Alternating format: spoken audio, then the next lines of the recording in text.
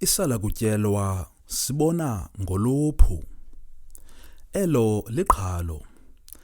Liqhalo elisetyenziswa xa kutshiwo kumntu ongevayo, onenkani, ade abe nazo naxa anqandwa ebheka engozini.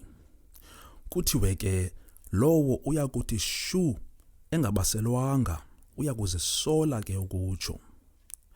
Umntu onenkani ongeva kuxelelwa, kulunyukiswa, kunqandwa, uzisola. Uzibona ubudenge kusakuba nzima.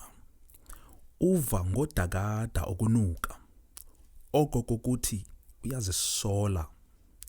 Umntu ongevayo, onenkani uya kuthi shu engabaselwanga, uya kuzisola.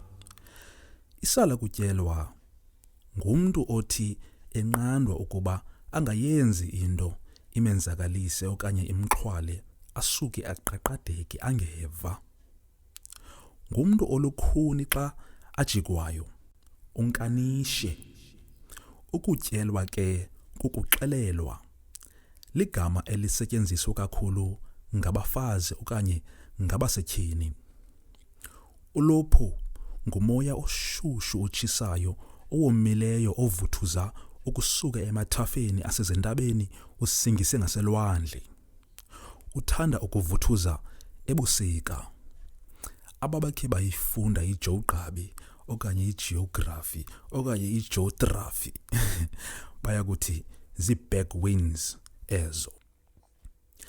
Iintetho ezizalana neliqhalo ngentsingiselo zezi: inkomo enotshobo ayinqandwa, elo liqhalo. Enye intetho ithi uya kuva ngodakada okunuka, eso sisaci. NgesiNgesi kungathiwa a stubborn person learns from bitter experience. Umzekelo, waba nganqandwa kusithiwa makangayi apho, wasuka wanenkani. Bamyeka besazi ukuba ISALAKUTYELWA sibona ngolophu.